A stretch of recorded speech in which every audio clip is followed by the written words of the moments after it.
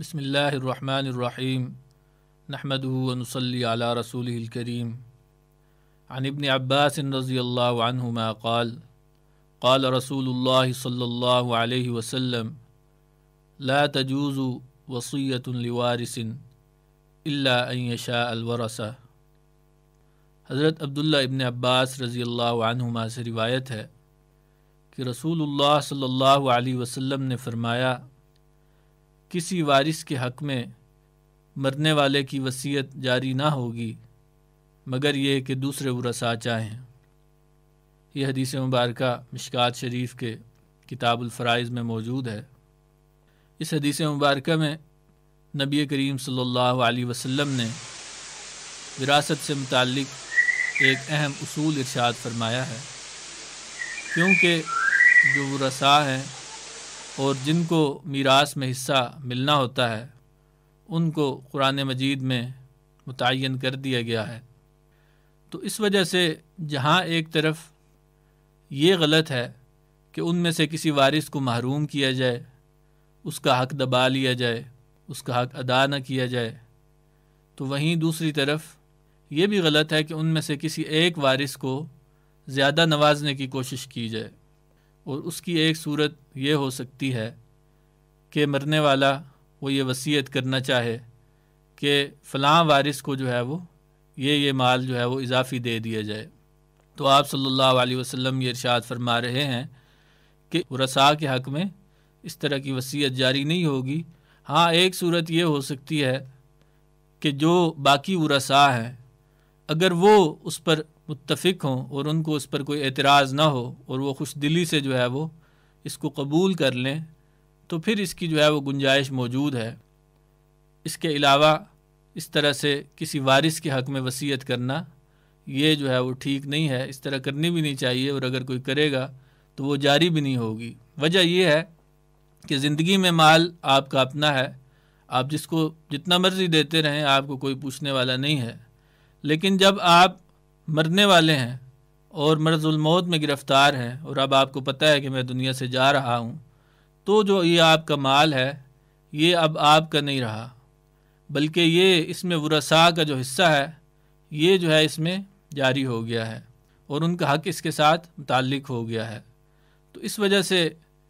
اب ورثاء کو وہی حصے ملیں گے جو شریعت نے ان کے لیے مقرر کر دیے ہیں کہ فلاں کو اتنا حصہ، فلاں کو اتنا حصہ ملے گا۔ اس میں اب جو حصے مقرر کیے گئے ہیں ان کی اصل تو حکمت اللہ تعالیٰ ہی جانتے ہیں اور وہی بہتر جانتے ہیں۔ ہماری عقلیں بڑی محدود ہیں، ہر حکم کی حکمت کو ہم نہیں سمجھ سکتے، لیکن بعض چیزوں پر جو ہے وہ خواہ مخواہ اعتراض کرنے کی کوشش کی جاتی ہے۔ مثال کے طور پر ایک یہ بات کی جاتی ہے کہ بھئی یہ حصوں میں تو جو بیٹوں کا حصہ ہے وہ ڈبل ہے، بیٹیوں کا حصہ جو ہے وہ ان کے مقابلے میں آدھا ہے۔ تو یہ اعتراض جو ہے وہ کم فہمی پر مبنی ہوتا ہے، اس لیے کہ اسلام نے تمام تر جو مالی ذمہ داریاں ہیں وہ مردوں کے اوپر ڈالی ہوئی ہیں۔ اب مثال کے طور پر ایک شوہر ہے تو اس کے ذمہ ہے کہ وہ اپنی بیوی کا خرچہ اٹھائے، اور اسی طرح بیٹا ہے تو بوڑھے ماں باپ کو سنبھالنا، اسی طرح بچوں کو سنبھالنا یہ مردوں کے ذمہ ہے۔ خواتین کے ذمہ اس طرح کا کوئی بھی مالی ذمہ داری جو ہے وہ نہیں لگائی گئی ہے۔ تو اس وجہ سے سارا مال جو خرچ کرنا پڑتا ہے وہ مردوں کو ہی خرچ کرنا ہوتا ہے۔ تو اس وجہ سے مردوں کا جو حصہ ہے وہ عقل بھی اس بات کا تقاضا کرتی ہے کہ مردوں کا حصہ جو ہے وہ زیادہ ہونا چاہیے۔ تو ضرورت اس بات کی ہے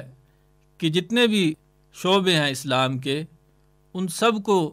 ہمیں جو ہے وہ ان کا مطالعہ کرنا چاہیے، ان کے بارے میں جو اصول نبی کریم صلی اللہ علیہ وسلم نے ارشاد فرمائے ہیں وہ ہمیں معلوم ہونے چاہیے۔ اسلام جو ہے اس کے مختلف شعبے ہیں، عبادات ایک شعبہ ہے جس میں نماز ہے، روزے ہیں، حج زکوٰۃ وغیرہ ہے، لیکن اس کے علاوہ معاملات بھی ایک شعبہ ہے